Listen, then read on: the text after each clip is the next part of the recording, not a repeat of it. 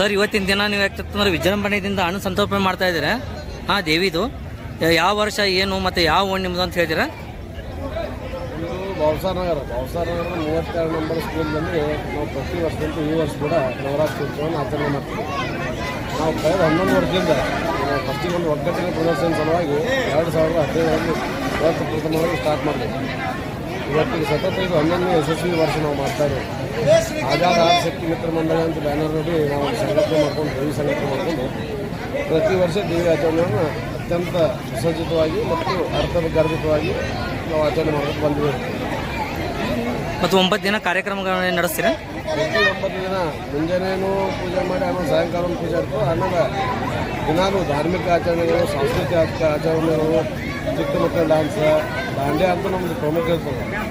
ಇಡೀ ಬಿಜಾಪುರ ಡಿಸ್ಟಿಕ್ದಲ್ಲಿ ಆಲ್ಮೋಸ್ಟ್ ಎಲ್ಲ ನ್ಯೂಸ್ ಚಾನಲ್ನವರು ತಾವಾಗೇ ಬಂದು ನಾವು ಇದನ್ನು ಮಾಡ್ಕೊತಾ ಇದ್ದಾರೆ. ನಾವೇನು ಅದನ್ನು ಎಲ್ಲಿ ಅಡ್ವರ್ಟೈಸ್ಮೆಂಟ್ ಮಾಡ್ಬೇಕಂತ ಇದು ಮಾಡಿಲ್ಲ.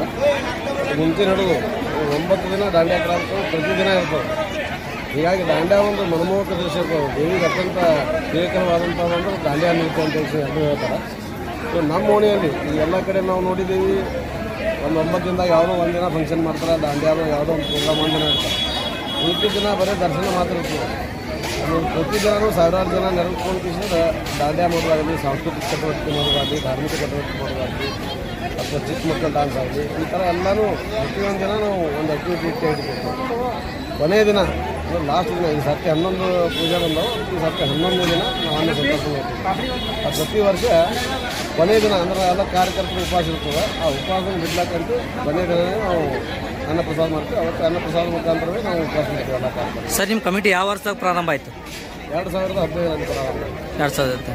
ಇದರ ಮೂಲ ಅಧ್ಯಕ್ಷರು ಯಾರು? ಸಂಸ್ಥಾಪಕ ಅಧ್ಯಕ್ಷರು ಯಾರು ಇದ್ರು? ಸಂಸ್ಥಾಪಕ ಅಧ್ಯಕ್ಷ ನಾನೇ, ಮಹೇಶ್ ಒಡೆಯರ್ ಅಂತ ಇದ್ರು. ಹಾಂ ಹಾಂ. ಮತ್ತು ವಿಶ್ವನಾಥ್ ಟೇಷನ್ ಉಪಾಧ್ಯಕ್ಷರು.